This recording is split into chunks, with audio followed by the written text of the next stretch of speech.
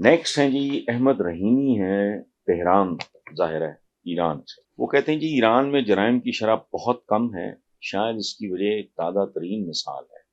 2 روز قبل ایران میں خاتون کے ساتھ بربریت کرنے والے 5 افراد کو سرعام پھانسی کی سزا دی گئی۔ کیا جرائم کی شرح کنٹرول کرنے کا براہ راست تعلق فوری اور خوفناک سزاؤں سے ہے یا کچھ اور عوامل؟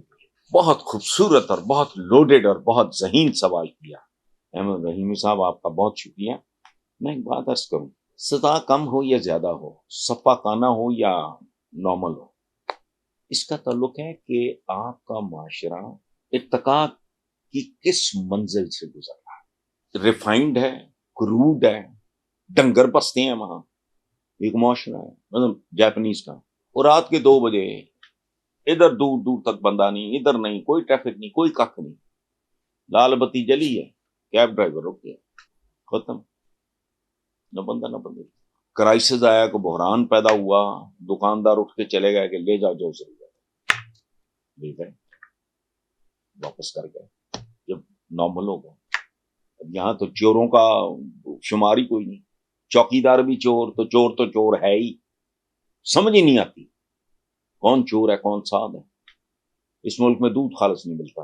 یو این ڈی پی کی رپورٹ ہے کہ 24 کروڑ لیٹر، اور میں ڈر جاتا ہوں کہ جو یہ گند غلاظت کیمیکل والا دودھ کھائیں گے کل، جب یہ ایک خاص طبقہ ہے نا جو بہت اکثریت میں ہے، جو افورڈ نہیں کر سکتے، جب ان کے کل بچوں کی شادیاں آپس میں ہوں گی، پاکستان میں کیا پھیریں گے؟ مڈجٹس، بات ہے، بندر ہوں گے، آدھے بندر آدھے انسان، کیا چیزیں ہوں گی وہ اس ملک کے وارث ہوں گے، میجورٹی کیا کریں گے وہ ان کی؟ اچھا، کیسی سوسائٹی ہے ہماری؟ چونکہ سوسائٹی بہت کروڈ ہے، ہمیں کروڈ سزاؤں کی ضرورت ہے۔ وہ جو بوتھا اٹھا کے آ جاتے ہیں نا وہ ایسے وہ بھائی ہمارے پنجابی میں احمد رحیمی صاحب پتہ نہیں آپ ہمارے، مجھے خود بھی نہیں پتا اردو میں اس کو کیا کہتے ہیں، ہمارے ایک محاورہ ہے کہ کسے نو ماں بادی کسے نو ماں نہ روئے، یعنی ایک دال ہے تو کسی کو راس آتی ہے، کسی کے لیے نقصان دہ ہوتی ہے۔ زندگی میں بے شمار چیزیں آپ دیکھیں، ایک چیز ہے جو آپ کو راس ہے، مجھے نہیں راس۔ ہمارا لباس اور طرح کا، ہمارے موسموں کے مطابق ان کے لباس اور ہیں، آپ ان کو کہتے ہیں جو وہاں فاشی ہے، فوج تو ہم ہیں، ان کا کلچر ہے، وہ منی اسکرٹ پہنے فلانا کریں، یہ ان کے ایشوز نہیں ہیں۔ یہ ہمارے ہاں خوفناک، ٹھیک ہے نا، جب ریفائن ہو جائے ایک دفعہ میسج چلا جائے کہ سٹیٹ ہے، ہجڑا نہیں ہے، میں تو اگر پاکستان میں شروع کرنا میرے پاس میں ہوتا، ان 5 افراد کو سرعام پھانسی دینے کی وجہ میں تو بھوکے کتے چھوڑتا ہے، پھر سلو موشن میں دکھایا جاتا لوگوں کو۔ یہاں 2 سال کے بچے اور بچیاں، ان کے ساتھ وہ قبروں میں عورتیں محفوظ نہیں ہے، وہ ملک ہے بھی ویسٹ کا تھوکا ہوا، ان کا پھینکا ہوا، وہ گوشت کا پھینک ہڈی پھینک دے اس کو چبانا شروع کر دے۔ اب ڈیموکریسی، اسلامی جمہوریہ پاکستان میں ڈیموکریسی تو بات بنتی ہے کوئی؟ یعنی کوئی ساری جو آپ کی یہ یو اے ای ہے، سعودی عربیہ تک ساری ملوکیت ہے، بادشاہت ہے، اس کی بھی اجازت نہیں ہے۔ اسلام میں تو خلافت ہے، جو حضرت علی کے 4 خلفاء کے بعد سارا امیر معاویہ صاحب نے وہ سارا کچھ ملوکیت میں تبدیل کر دیا، ختم کہانی۔ ڈیموکریسی آپ کے ابا جان کی ایجاد ہے، نہیں سوٹ کرتی آپ۔ There is nothing wrong with democracy. جو اسلام کا اوریجنل ماڈل اس زمانے میں قبیلے چھوٹے چھوٹے، انہی کا سردار ان کی نمائندگی کرتا تھا، جیسے ہمارے لوکل باڈیز ایوب خان نے انٹروڈیوس کرایا۔ سو اسلام میں وہ ایک پروویژن موجود ہے، لیکن ہماری وہ سٹیج نہیں۔ ایک نوزائیدہ بچے کو آپ کوبے بیف کھلا دو، اس کو بھنا ہوا تیتر یا بھنا ہوا تلور کھلا دو تو پھڑک جائے گا۔ ہم بحثیت قوم میں بھی بچوں کی طرح ہوتی ہے، انسانوں کی طرح۔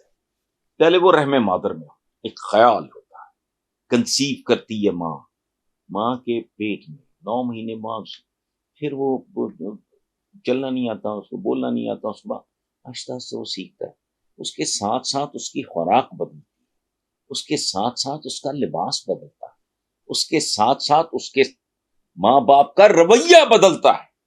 کہتے ہیں کہ 10 سال تک آپ بچے کے، 8-10 سال تک آپ غلام ہو، اس کے بعد وہ 18 جب تک بالغ نہیں ہوتا وہ آپ کا غلام۔ یہ اس قوم کا کسی چول کو پتہ ہی نہیں ہے کہ بھئی ایک ذہنی طور پہ کس سٹیج پہ ہے۔ ہم تو قوم شوم تو ہے نہیں، اذان نہیں ہماری کا ٹائم دیکھو نا، یا تو میری اور آپ کی اذان میں گھنٹے کا فرق ہے، اوور لیپ کر رہے ہوتے ہیں.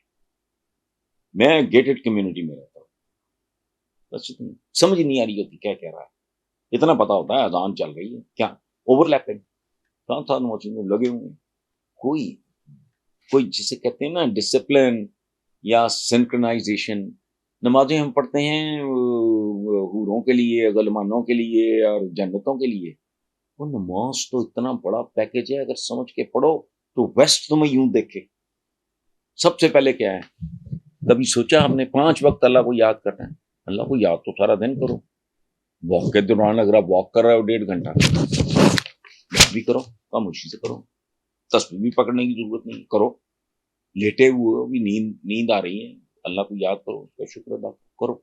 نہیں، مخصوص آورد اس لیے کہ آپ کے اندر ڈسپلن پیدا ہو، آپ کے اندر پابندی اوقات، پنکچویلٹی. صفیں سیدھی، اچھا بھی ٹیڑھی بھی ہوں تو کیا ہے؟ نہیں، صفیں سیدھی سمبولک ہیں، تمہاری نیت سیدھی. یہ گٹے گوڈے، اب ایئر کنڈیشن کمرے سے میں نکل کے میں مسجد جاؤں گا، میں نے کیا کرنا ہے؟ میں باوضو ہوں، گھنٹہ پہلے میں نہایا ہوں، everything is all right, everything is fine, جاؤں جا کر. نہیں، اس کا مطلب ہے نیت بھی پاک ہو. گٹے گوڈے صاف کرنا کیا ہے؟ اندر صاف ہو، تمہاری نظر میں صفائی ہو، تمہارے اعمال میں صفائی ہو، ادھر نہیں دھیان کسی کا. اسی لیے کروڑوں لوگ نمازیں پڑھتے ہیں اور پھر دعائیں مانگتے ہیں، سنی جاتی. میں آپ سے ایک سوال کرتا ہوں، دنیا کی ٹوٹل پاپولیشن دیکھو، ٹوٹل مسلمانوں، اور پھر یہ سوچو کہ صرف 25 کروڑ بندہ مسلمان جو ہے نماز پڑھتا ہے، اور پانچوں نمازوں پہ صرف 1 گھنٹہ لگتا ہے، مسجد آنا جانا سب ڈالو. 25 کروڑ گھنٹے کے بناؤ ورکنگ آورس.